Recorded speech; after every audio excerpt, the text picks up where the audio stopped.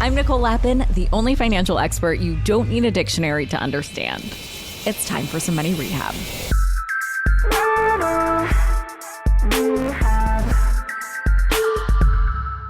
According to a new report, 23% of all couples are staying in their current relationships due to financial dependency. This is the situation that Crystal Hefner found herself in when she became Hugh Hefner's third wife and then widow. In her new book, Only Say Good Things, Surviving Playboy and Finding Myself, Crystal opens up about the financial control she was subject to during her time in the Playboy Mansion. Today, we follow that money trail and more. Crystal and I talk about what she did to build up her nest egg so that she could give herself a shot at financial freedom. We also talk about the weird money habits that kept Hugh Hefner's girlfriends dependent, how much Playmates really make, and what Crystal is now doing with her engagement ring. Here's our conversation. And no, we don't only say good things. Crystal Hefner, welcome to Money Rehab. Thank you. Thanks for having me. For those who don't know, can you talk about the first time you went to the Playboy Mansion? I went to a Halloween party in 2008. I'd never seen a celebrity in my life. And when I got there, we saw, just a wave of people coming across the cabanas. And I thought, oh my gosh, that must be Hugh Hefner. My extroverted friend dragged me over to where Hef was, and seeing him in the cabana, it was almost like being at the zoo. You see into the enclosure and seeing there, and we're on the other side of the rope. But then Hef's gaze fell on me and he invited me into the cabana, and it all started from there. What was your first impression of him? I thought he was magnetic. I was also at a place where, he's the king of his castle. He had about 70 staff members, all yes men around him, and it's his party. So he came across as magnetic and powerful. And how long was it before you ended up moving in? The next week, if that. Okay, let's take a step back from life at the mansion and go back all the way to your childhood. I think it's really important because you want to help women with your story. And I think a lot of it stems from money and financial trauma and financial abuse. So can you tell me about what money was like in your childhood? Yeah, my parents and I didn't have money growing up. My parents came from England. They didn't have green cards and they overstayed their welcome. My dad was a singer and he got any jobs that he could while he was here.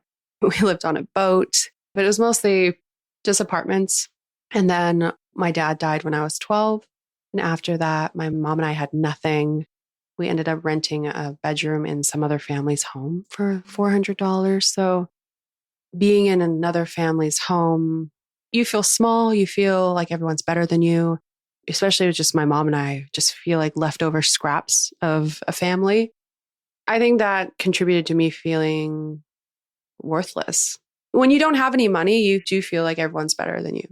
Where did that show up growing up for you? I mean, for me, I grew up very similarly. My dad died when I was 11 of a drug overdose. I didn't have money growing up. I was always jealous of the girls at school that could wear the clothes and do the things. I was told to flush the toilet only if it was number 2 to save money on water, stuff like that. So there are little things that I remember that really stick out to me. Was there anything like that for you? I think people pleasing and just staying small to survive. My mom remarried this guy who lived in a condo in La Jolla and I drove a Mercedes, and I just thought he was rich. And he had a daughter and we moved in with them, and I was second rate to his daughter. He treated her really well. He treated me very poorly. And I just learned that I'm not as good as these people and I need to just stay small to fit in and be accepted. Do you think your mom married him for financial security? Absolutely. She married him for financial security and also for her green card because she was still illegal from England. I think that role of financial security plays a huge component in looking for your significant other if your family did that, even if you want to break the cycle. Do you feel like some of what your mom did was ingrained in you and it was hard to break that cycle? Potentially. I knew that once my mom married someone that had means, it's something that was enticing for her. And she did have relationships with wealthy older people. I'm like, oh, okay. Did you growing up think that that was something you wanted to emulate? I do remember getting into a really good school, La Jolla High School, where everyone was a rich kid. They threw parties at their parents' houses and drove all their fancy cars. Some of the girls were even in that show, Sweet 16. I don't know if you remember that show, Yeah. but that made me feel even smaller. And I remember Like lavish parties and stuff total like that. lavish for kids. mansions. And I remember going to these people's houses and thinking, wow, these houses are so beautiful and they get to live here. But they're such horrible people. I'm like, why? I feel like I deserve something like this one day. Like I'm a nice person. And why is life so unfair? You always felt like an outsider. Absolutely. I think the role of money is a huge component to a lot of abusive and toxic relationships. There's a huge misconception oftentimes, like people might call women gold diggers, but there's so much more beneath the surface. Yeah, absolutely. What was the lure of financial security when you were going to the mansion? I knew that Hef was this powerful person that created an entire empire. And I do remember seeing Playboy magazine when I was a teenager. My stepdad's office, he had so many of them. Thinking back, I'm like, ew, what a pervert. But then I'm like, oh, he's classy and refined in these magazines, for the articles or whatever. But I remember opening them and seeing these women and thinking, wow, these are the most powerful women in the world. They're gorgeous. They have the world at their feet. I want to be like them. And you ultimately were. Let's go back to the mansion when you were there for Halloween. There was obviously something magnetic there. And it seemed like there was a facade of financial security. Like if you were part of this, you would be okay financially, right? Yeah, absolutely. And you think about being a playmate, like, oh, you probably get paid for being a playmate and make all this money. Do you? It's $25,000 to be a playmate. And those photos go in the magazine and online. And then those online photos get distributed to these sites that are Playboy licenses. So nude photos are literally everywhere, all over the world. So $25,000 for that. Are those negotiable or is that just No, the rate? that's just the rate. Take it or leave it. 'Cause there's another Take it girl or leave who would it. want it. Oh, absolutely. There were so many girls constantly coming through and testing, and only 12 made it a year. And we're all young and impressionable. And you think, oh, I've won. I'm the best. I'm the prettiest. It's kind of silly, really. But do you think they're taking advantage of financially? I think it's too low of a rate compared to what Playboy makes off of all those images and Playmate video. You have to film a video that goes on the Playboy TV channel that people pay-per-view or whatever. Maybe it's like the porn in the hotel. I don't know, but they're making so much money. Playboy TV, the magazine, they print books of all the centerfolds and they do all types of different magazines, books, collectors, things. And the girls don't see any more money than that $25,000. And they lose half of it to taxes. So there's no residuals or royalties or anything beyond just the flat fee. Nothing beyond that. You could sometimes work as a playmate, be a working playmate, but you have to have a good personality and flirt while you work. And if you're good at that, you get $900 per event and you wear your bunny costume. But then after the event's over, you have to give the bunny costume back. So let's talk a little bit more about the money element of the mansion. You've talked a lot about all the sex and all the other stuff and like it's in your book and anyone who wants to get the juicy details can get it. But I'd really love to get the juicy details of what the money was like. Tell me about what the allowance was at the mansion. Oh my goodness. Every Friday we had to ask Hef for allowance. It was $1,000 in the beginning. And we would find him on a Friday and say, Hef, can we have our allowance? And he'd be like, oh, act kind of surprised or I don't know. Like it's like a ritual. Yes. Like a daddy, can I have some money? Yes. Thing. Yes. And we'd go into his bedroom. He'd get his little keys out of his pocket and open up a cabinet that was locked and take out an envelope that Norma in the office refreshed every week. And he would count out the bills and be like 100, 200. And like, this one's for me. This one's for Christina, Carissa, the twins. And yeah, and then you collect your money. Just in cash. Like a hooker, basically. Yeah, that's what it was like. And I think he wanted that control. Well, I find this ritual, it's the whole show that it's getting counted out as being so bizarre.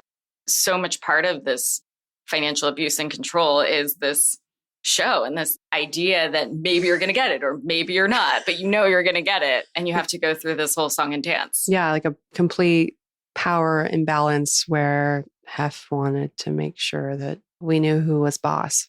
So it was $1,000 a week for each girl. Yes.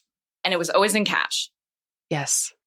How much cash do you think was in the mansion? I'm not quite sure. I don't think that much because Norma would go to the bank and get the cash and refill the envelope.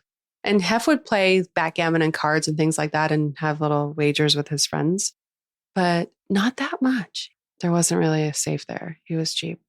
Why was it always in the same way, do you think? It seems like it was back from the 80s or 70s. It never changed. Did the amount change? Was there inflation?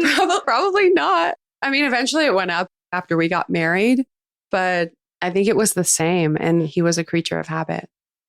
In your book, you talk about the psychology of asking for allowance. How have you thought about it since then? How have you thought about asking for money? Have you taken back your power? Oh my gosh. With the wisdom I have now, if Hef would have done that to me, I would have taken all those bills and just throw them in his face. And what would he have done? I don't know. I think he respected me more toward the end of his life. I'm hoping that he learned some lessons before he passed. So back of the envelope math would be $52K a year. That's it? Yeah. I think around then is I reached the point where I thought, okay, I'm going to have to do something different because he gave us enough to where we would be okay because we didn't have to pay rent, food, whatever, but never enough that we would be able to leave. So I'm like, okay, I need to re-strategize this whole thing.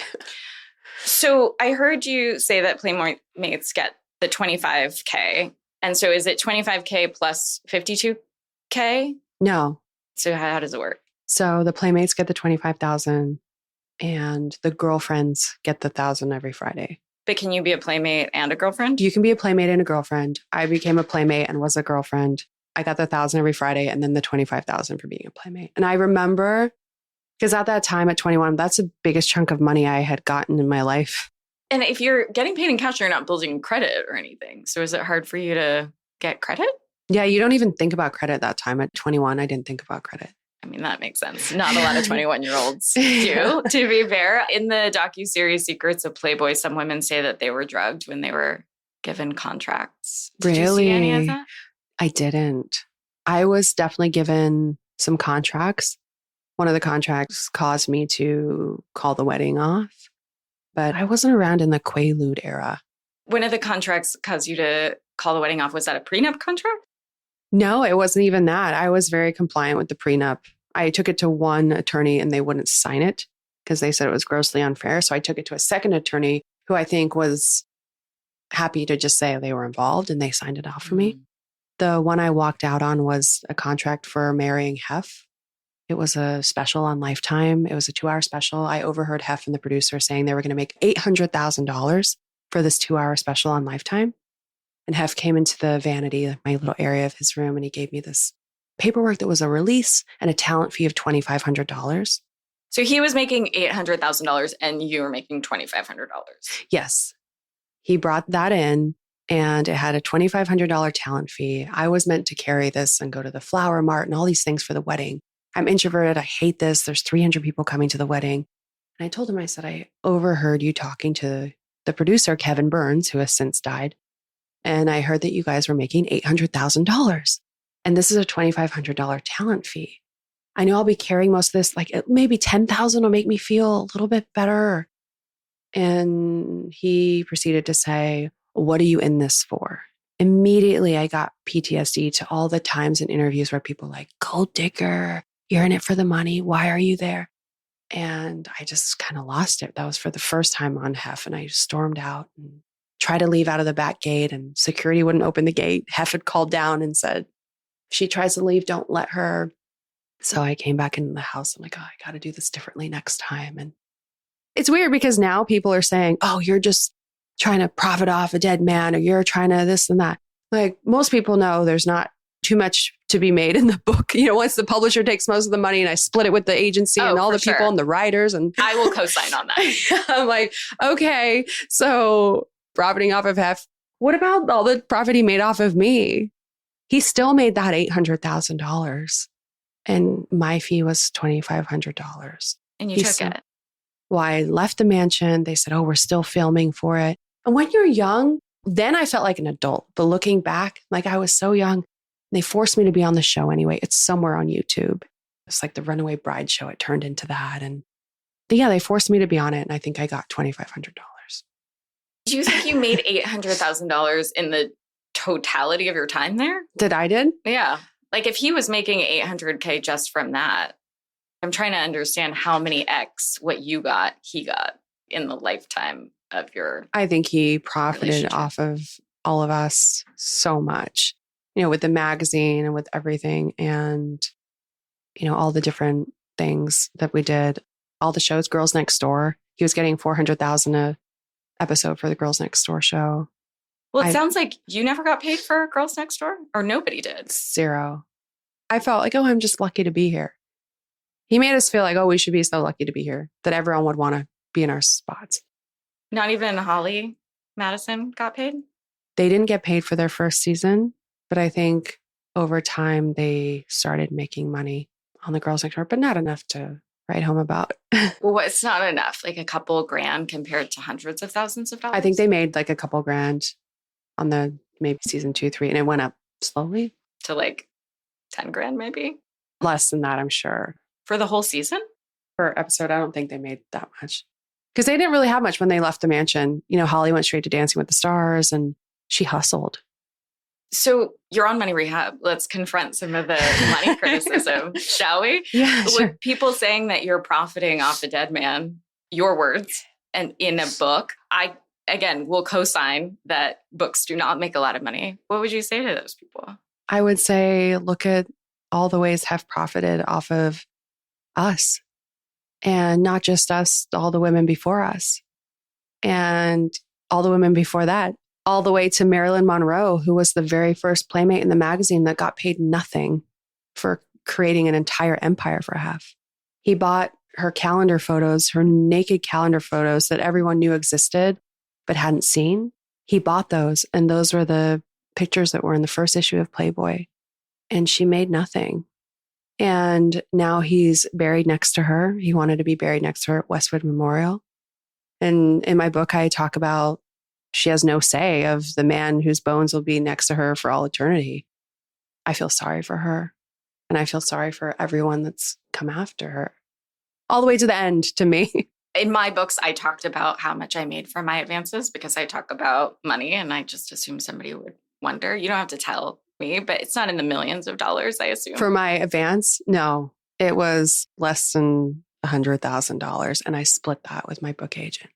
I think people don't realize how little money there actually is here. So money isn't the motivating factor for you. Yeah. This. I mean, I remember getting $29,000 into my bank account and I'm like, my credit card's more than that at this point because I'm building a place in Hawaii. So that money just went away in like one day. I was like, I'm re-looking at the contract because it all happened so fast. And a lot of people, I think, get rich because they are just extreme narcissists. A lot of people that are super, super, super, super rich. You get that way by not caring about other people's thoughts and feelings or how much money they're making. I think a lot of that happens. And when I make money, I want to share it with whoever has helped me with it. And, I agree. The collaborative writer, she helped me structure the book in a way that's really impactful. I'm like, let's share it. I couldn't have done this without you. I couldn't have structured it this certain way. And when you're so giving in that way, it's harder to make certain type of money, but there's a balance, I think, at the end of the day. It's like, do you want to be a good person or do you want to be awful and horrible and not take care of people properly? I've definitely struggled with that. I definitely think I'm on the side of giving more and wanting a whole team to feel really good because you can't do it without them. It sounds like Hef was the complete opposite of that. Complete opposite. He didn't want anybody to have more than he had.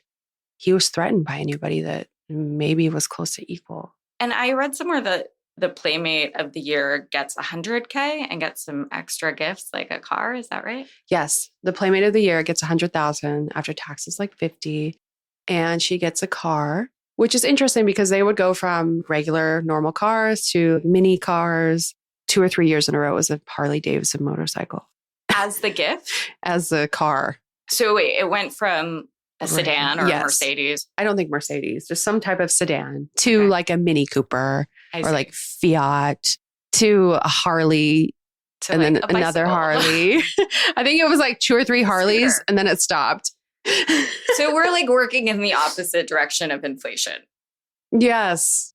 Also, here I am like defending, but Playboy was going downhill, so they couldn't really afford it. So they started cutting back some of the benefits that were already low. Yes. Even with all of the online expansion. I think so. And I think people were becoming more aware of beauty is subjective, and Hef created this magazine where most of the girls in there were blonde, white girls with big boobs. And it was Hefner's Playboy. It was who he personally was attracted to. He would put in the magazine. And over time, you're like, that's not, that's not it. So Playboy has shifted since then. I think they recently had a man on the cover, which is great. Like, okay, now maybe they're going in the direction of true freedom and expression, not just Hefner's warped idea of beauty. Well, it sounds like there was a premium of prestige, but there's this element that you're getting paid in prestige. And that's what I think people assume you get when you are part of the Playboy universe. But I would assume that it would at least stay the same, not go down over time. And when you say prestige, it's very interesting because I remember early modeling gigs and people will say, oh, you know, it's not paid, but you get exposure. Like, I don't know. You're like, oh, I'm going to pay my bills with exposure. I can't. Like, you can't go to the grocery store and pay for your groceries with exposure. Yeah. I did a cover shoot recently and there was a whole team of people. And the woman that worked on my nails, I said, oh, do you do nails? Like maybe you can come back tomorrow because they got a little wrecked from the shoot. And she came back and she's like, oh, none of us were paid for that. It's all considered editorial and we don't get paid. So I'm like, makeup artists, stylists, all these people, and they just don't get paid. It still happens. There's this misconception, I think, with this idea of the value of exposure. You have to work to monetize that. Yeah. Even if you have exposure, you have to do something with it. People that are on reality shows think, oh, they don't have to get paid, which they don't get paid a lot. I didn't realize until recently these contestants don't get paid because of the promise of exposure. But you have to hustle to make any money from that platform. Yeah, it's hard. I recently got asked to be on a reality show and they told me I had to pay. Are you serious? Yes. How much? $5,000 per person to be on their show. A network show? Like a real show? Yeah, I think it's on Bravo or... How do they do that? Interesting, right? Yeah. Because they think that you're going to profit much Maybe, more than or that the value, like... This is all like rich people industry stuff. I've always thought that reality TV is that. But it sounds like that perception has gone from not accurate to even worse, that you can profit from this association or this alleged prestige. But the more that comes out from your book, from The Girls Next Door, the more you peel back the layers of the onion, there's not that much that you're getting from the prestige financially at the end of the day. Not that much. Yeah. And then getting offers to like pay to be on things is very interesting. Or a lot of those Harper's Bazaar magazines. I don't know if you've come across that stuff, but you pay to be on those. People pay to be on those now. Did any of the girls there come from rich families? Did they want the association, or did all of the women there have some sort of broken home or financial insecurity? I feel that we all came from broken homes. And I remember Hef's secretary saying to me one time that Hef chooses the broken ones. How did that make you feel? My heart sunk. Whoa, that's me. If you could go back and marry Hef, would you do the same thing again? Oh my gosh. I don't think I would change what I went through. I think I could do things differently. I think toward the end, he started respecting me more. It took me leaving him for a year for him to have some respect for me. Toward the end, I took my implants out. I stopped dyeing my hair. It was like dark and then white. Just like deal with it. And he respected me more.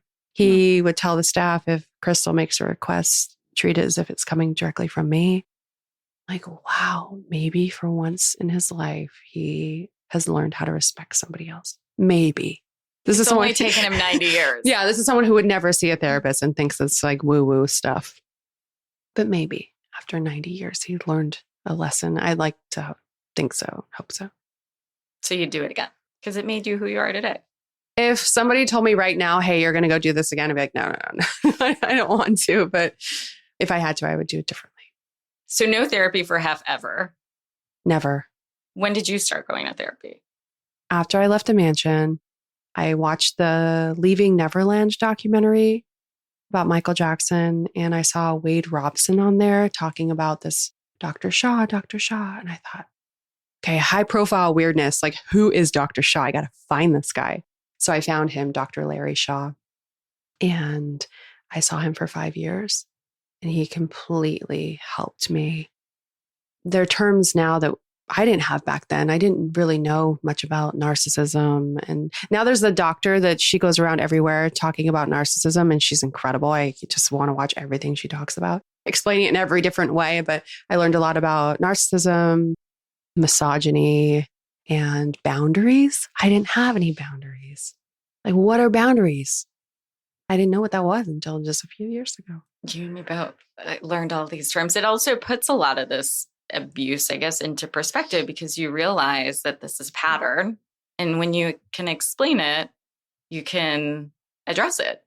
Yeah, it makes it easier when you can put things into boxes and compartmentalize. It makes me feel like less of a crazy person for having been there. Like, okay, I was manipulated.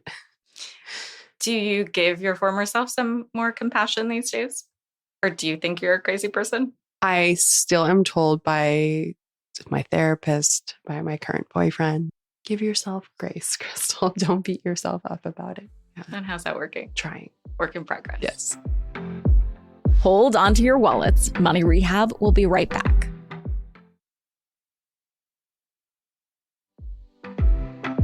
And now for some more Money Rehab.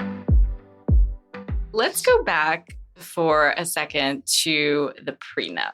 So you didn't negotiate a prenup. You found one lawyer who would finally do it, I guess, for publicity. Yeah, the Playboy machine. I don't know who came up with this prenup. It's about 40 pages. And in the prenup, there were things down to you have no right to the Playboy bunny head logo, stuff like that. Like, wow, this is so awkward. It was the same prenup for all of his wives. I'm not sure. I did find some old paperwork from before, and I know he had a post-nup with his first wife, and he was trying to undo that, but he couldn't. Yeah, it was about 40 pages, and I took it to an attorney that they recommended, and they wouldn't sign it. Then I took it to somebody else, and they signed it. And if you were to go back, would you have negotiated? Did you even know you could negotiate? I didn't know I could negotiate, and I don't think I would have at the time. I think that's still me being small and feeling like I could be replaced and not worthy. In the prenup, did it also say that you would get nothing if you got divorced? It said that I waive all rights to, I don't know, whatever that is, support after you're married. Spousal support, alimony. Yeah, I had to waive that.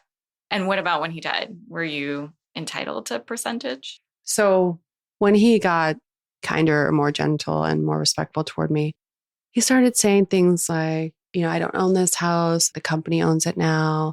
If something happens to me, I want somewhere for you to go. Or if something happens and shit hits the fan, and because we don't own this house, maybe we can have a house that we can go to if we need to. And so we did buy a mutual house in the hills for like $5 million. And you sold it? Yes. Almost immediately. I went to the house and it was public. The address was public. I had somebody sending flowers there and saying that they were driving from Florida so we could be together. I'm like, oh, I got to get out of this house. I got to sell it. And my house now is smaller and more cozy. It has a beautiful view of Los Angeles, and I can see deer on the hill sometimes. And it's just the perfect size for me. Like, I never felt comfortable in a 13,000 square foot mansion. Who does? Yeah. It's like you need a little go-kart to get around or something like that. But it sounds like when you had the $5 million from the home or some proceeds from it or all of it. Yeah. So I ended up just selling it for the same price that we bought it for. And you had a retirement fund from Playboy? So when I was, what did you get? While I was there, what I started to do was save. My mom's a real estate broker, and my stepdad, Ted, the very nice one she ended up with, he was a vice president at Merrill Lynch in San Diego. And I would ask him just before I was 21 to move to the mansion. I said, "Oh, how much money do you need to start a Merrill Lynch account?" He said, $200,000. Like, one day I'll have $200,000, like one day. And I remember being at the mansion. Social media kind of started in 2009 or 8 was Twitter, and then Instagram, like 2014, somewhere around there. And like, okay, while I'm at the mansion and people want to pay attention to me by association, like I'm going to try and make money here. Because I would see the girls buying the Range Rovers, the Louboutins, and all these things. And I'm thinking, they need to turn this into something. And this stuff is going to lose value. I'm so grateful for that mindset that I had. I don't know where I got it from. Maybe it's from having nothing. And I'm like, scarcity? Yeah, scarcity mindset for sure. So I started making money on social media. I was posting stupid things, skinny bunny tea, teeth white, stuff I wouldn't do now. There's no ads there's barely any bikini photos on my Instagram now, or no ads. But I made a few $100,000 a year doing that, just the social media. I learned how to DJ. And then with the parameters that I had to be back movie night by 6:00. So I would fly to Vegas, do like a 3:30 p.m. set at rehab at the Hard Rock at a pool party, hour and a half set, $7,500. I would do that every Saturday for the summer. I was like packing all this money. And then I opened an LLC in secret and bought my first house in the hills for like 1.2 million, and ended up being able to pay that loan off, bought another one. So I was doing this all while I was there, and Hef had no idea. Were you not allowed to make extra money? Probably not, because I think he would feel I was pulling away from him. Or maybe if I told him about another house, he would think I was going to go meet a guy there. I wasn't sure what he thought. So I put a private company name that sounded like a man's name, and I just kept it secret and started building money that way. When I Google myself, or when things come up about finance stuff or what I got and all this thing, I'm like, these people still have no idea. I hustled. And it's important to hustle. Well, it's important, especially if you're in a financially abusive relationship, to try to have your own back and build your own nest egg. Yeah, if anything, begging for that allowance made me feel like I don't want to have to beg anyone for anything ever again the rest of my life. And I'm going to make sure that happens. What would you say to other women who are trapped in financially controlling, abusive relationships to try and build their own financial independence? I would tell them to get out as soon as they can. I have a friend right now that's in that type of situation. She has 2 children. It's very hard for her. And, he'll give her money every once in a while. And like, whatever he gives you, save it all. See if you can do online work. See if you can do anything to just save your money and be able to eventually get out of there.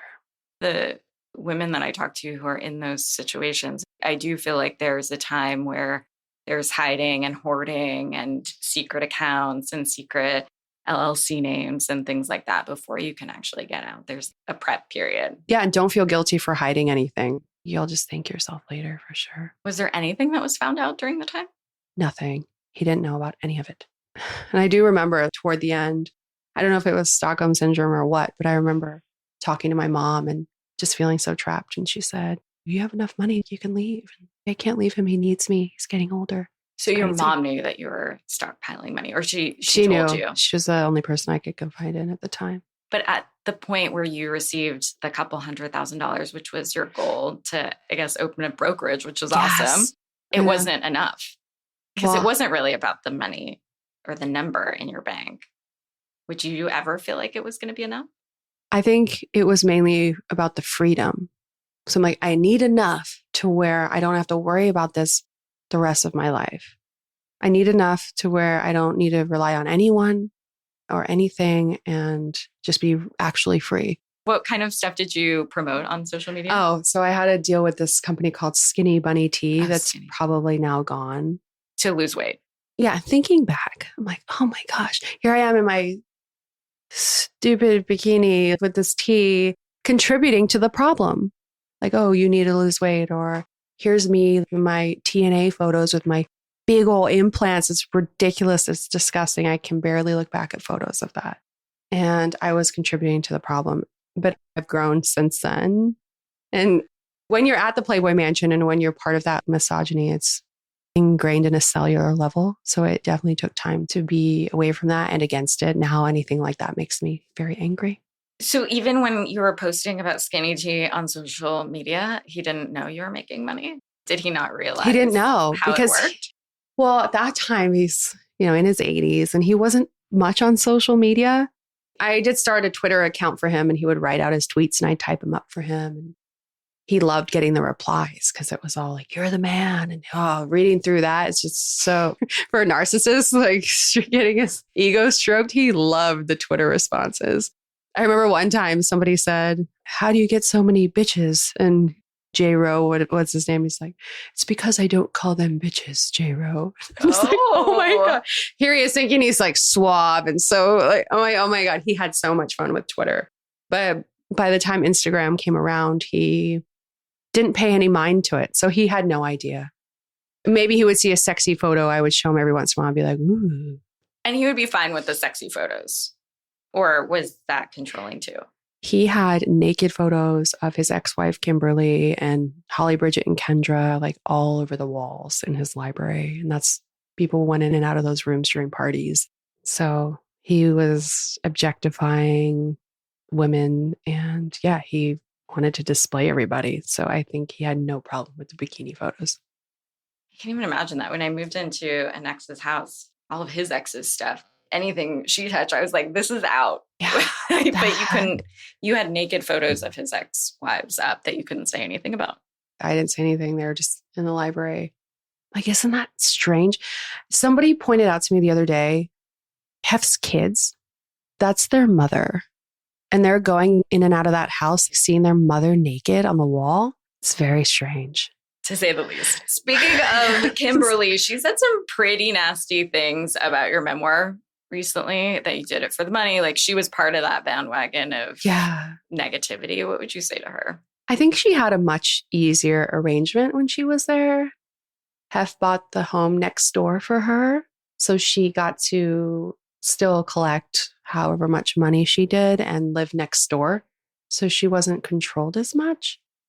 So I think that played a big part in it. And maybe she doesn't realize how bad she was objectified, or maybe she was fine with it. I'm not sure, but it was a completely different time. I was there a completely different time frame than her. And I don't know, I kind of feel bad, and hopefully she's fine now where she's at. I only met her once, and my only other interactions were the photos that were everywhere. So you met her once, but you've seen a lot of her. Yeah. It's like, I don't even want to think. I just like picture like her. It's like the boobs on display and everything in the house. I'm like, oh my God, this is weird. It's like naked photos of so many people everywhere. Do you talk to the other women? Are you friends with these women? I hope to be friendly with all of them. I talk to Kendra the most, and I know she had a hard time. I recently started talking to the twins again. They've been through a hard time. They just got out of rehab. I think it affected us all more than we thought it did. Maybe Kimberly too. Sounds like it's a process. Yeah. Of lifelong therapy. Yes. To say the least. Hold onto your wallets. Money Rehab will be right back.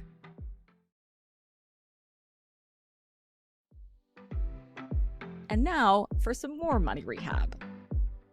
I know you're also in the process of taking back your maiden name, Harris. Yes. How's that going?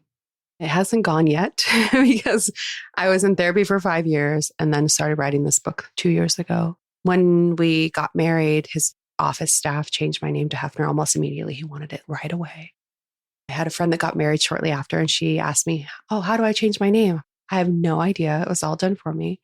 So I will figure out how to change it back. I need to figure out also the social media aspect of it, because Crystal Hefner on social media, and then it's like, okay, I got to figure out where Harris is and how to put that on. So it's a process. People need to be patient with me. I know.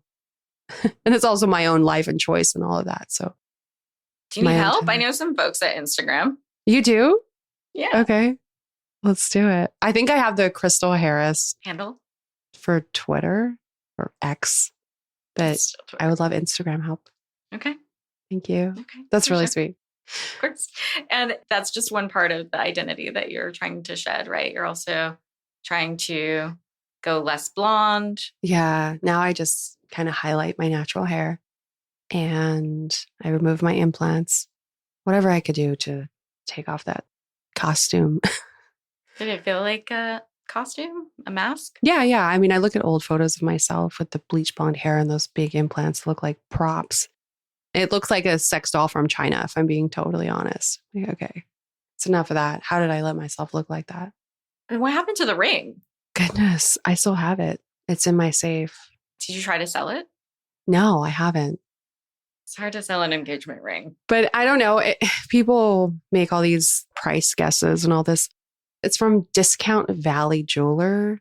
I mean, I don't know if we want to shout them out or not, but it's like nothing was what it seemed there. Like it was a discount. It's really not that nice of a ring. Interesting. How many carats was it? Like 3 maybe. But the prong thing that's like holding it is like so bulky that stone's kind of hard to see. It's awkward. I think there's a picture in the book of the ring. It's not very pretty. You didn't get it appraised? No. Are you going to sell it? I don't know. I don't know what to do with it. I mean, it's hard to sell it. I was reading too that during the time at the mansion, a foreign prince called your mom nonstop. What was the story there? Yes. And offered you $400K if you travel. I'm afraid if I say it, I'll get killed or something. We don't know that. It's a very famous prince. He's very, very well known. I remember meeting him at a birthday party. I was with Hef when I met him. And he was friendly with Hef. And once I left the mansion, I got called from the palace or whatever. They actually called my mother and they said, we'd like your daughter to come and do promotions for us over in this place. And we will give her $400,000 to come and do promotions. Promotions obviously is a code word for sex or going to meet this person, maybe to go see if they like me. But I remember being at this party and seeing this person and they were on the step and repeat taking photos with guests. And every time I would look over, our eyes would meet and it would be staring and it was awkward. And yeah, I think he just wanted to meet me once I left the Playboy Mansion. It sounds like he wanted to buy you. Potentially the $400,000 promo.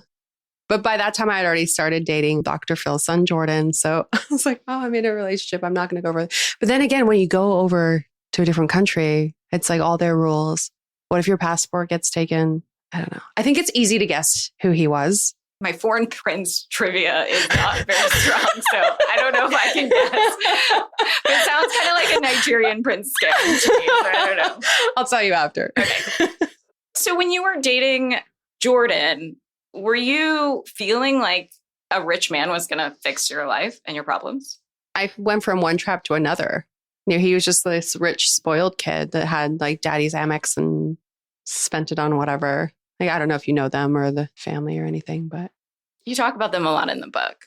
Yeah, they were one of the reasons for leaving the mansion. And I went and sat down with Dr. Phil and trusted him and didn't realize he was just trying to, get a girl for his son. And when we started dating, he said, oh, my son bagged himself a Playmate. I'm like, oh, okay. Like, cool. Back in the same problem that I already had. But yeah, it was hard. They're people who just pay for everything, pay for their friends. And I went from a place where, Hef's surrounded by yes people.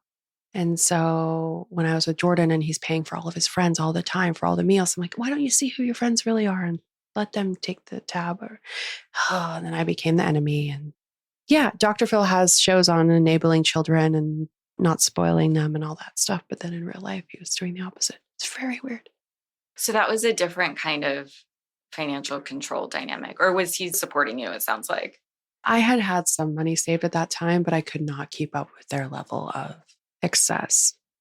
It was so weird. I can't even. I remember spending Thanksgiving and Jordan was like, oh, at 12:30, they have the people that don't have families. And then our dinner's at 4. I'm like, oh my God, that's so sweet. People that don't have families. And I go over there at 12:30. I'm like, oh, I want to meet those people. And it's like the golf instructor and all those people. I'm like, oh my gosh, this is so weird. Thought you were going to a soup kitchen. Yeah, I thought there was going to be more giving back than there was. And I help a lot of animal charities, but if I was in the billions, I'd be stopping the carriages in Central Park and all this stuff that just hasn't been done yet. But yeah, it was hard. That family was a little tough. What's your relationship with money like now? Oh my gosh. I still have that fear that it's all going to go away. It's very strange. Yeah. I wish I could tell you that it goes away, but I don't think it ever goes away when you grow up with a bunch of financial trauma and insecurity. Yeah. It doesn't really have to do with what's in your bank account. Yeah. Bigger than that. Yeah. How do you talk to your current significant other about money? The person I'm dating newly, it's still kind of new.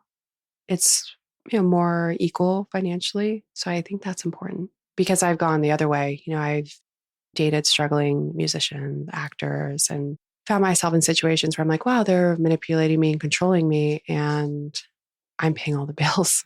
So you supported them recently in the last couple of years? Yeah. Big mistake. Don't ever do that. So the pendulum swung completely to the other Yeah. direction. So I guess I had to test that out for a while. I thought, as long as one of us can afford it, then we'll be fine. Not the case. Resentment builds quick. Money is the number one cause of issues in any relationship. Yeah. What do you think is a healthy financial dynamic now in a romantic relationship? I think taking turns, paying for things, and try and make things as even as possible. Would you get married again? I would love to, for real this time. Would you sign a prenup? Yeah. I mean, I would. I don't. Or would you have someone else sign a prenup? Potentially. That's it's taking back your power. It's like, what is the divorce rate? It's like 60% now. It's like higher than ever. So yeah, I would sign a mutual prenup for sure. Like protecting yourself. Because it sounds like you've built up your own net worth now. Yeah, I'm very proud. I own 6 properties right now between California and Hawaii and have a farm, and I want that farm forever. I don't want anyone to take this from me. And you're invested, it sounds like. You have a brokerage account. Did you open up that Merrill Lynch account? Yes, I did. And I was lucky because he gave me an employee account, whatever that means. And it just has been going up ever since. And I'm grateful. Do you know what's in there? Yeah, I do. So it's mostly, there's different ones where it's like a group of stocks all in one. And so we'll put money in there and then it comes due and we sell and then we buy in more. But a lot of stocks I'm invested in are things I personally love. Disney is one, Apple's another. Cool. And then for the stocks that are more volatile, I have Robinhood for Tesla and those things. Okay, Crystal. Then I have my crypto You accounts. So I have NFTs and I have Ethereum and Bitcoin. And you have a Coinbase account? Yes. Awesome. Yeah, it's fun. Did you ever think that you would be an investor? Never. Do you wish you invested more earlier? Absolutely. I think everybody Is that the does. story? Yeah, everyone wishes. If you could go back, I'm sure, to talk to your 21-year-old self, what would you say? I would say, invest in different things. I don't know when cryptocurrencies started. I know lots of Bitcoin millionaires and billionaires, and just put a little bit in all different places, and you never know what's going to happen. That's for fucking sure. In so many ways. You said on Instagram that everyone watching your life right now, there's a season 2 coming out, so to speak. What does that look like? Oh my gosh. Yeah, I think, it's just going to be more in the healing and wellness era of my life. More farm stuff, more nature things. And, I'm having to talk about all of this past stuff lately. I'm just thinking Is of that it. triggering? It is triggering, but I'm thinking of it as just showing up for anybody that I can help along the way. And, I had a book signing last night at Barnes & Noble. There was a big turnout and a lot of people have said that the book has really helped them. And I appreciate that. It's doing really well and it's great, but I'm very much looking forward to getting back to a mellow, calm life. EMDR is great for that, by the way, if you've ever tried that type EMDR. of trauma therapy. Yeah. We end our episodes by asking our guests for a tip that listeners can take straight to the bank. Is there any final piece of advice that you would give somebody who feels like they're in an financially abusive relationship? And a lot of abusive relationships generally stem from financial abuse or have a financial component to them. Yeah, I think any amount that you can invest, big or small, just start stashing it away and don't feel guilty and just start building a nest egg for yourself, because once that grows, you become more powerful. And when you come into your own power, nobody can take that from you. What does financial freedom or financial independence look like for you? For me, it's being able to do whatever I want, whenever I want. Being able to just jump on a plane and go meet my friends wherever they are, not having to answer to anyone anymore, and being able to do what I want day in and day out. I mean, money is power. I hate cliches, but it is. It's true. It's power to say no to abuse. Yeah, it's freedom. It's definitely freedom. You have more choice when you have more money. Choose your own adventure. Yeah. Money Rehab is a production of Money News Network. I'm your host, Nicole Lappin. Money Rehab's executive producer is Morgan Lavoie. Our researcher is Emily Holmes. Do you need some money rehab? And let's be honest, we all do. So email us your money questions, moneyrehab@moneynewsnetwork.com, to potentially have your questions answered on the show or even have a one-on-one intervention with me. And follow us on Instagram @MoneyNews and TikTok @MoneyNewsNetwork for exclusive video content. And lastly, thank you. No, seriously, thank you. Thank you for listening and for investing in yourself, which is the most important investment you can make.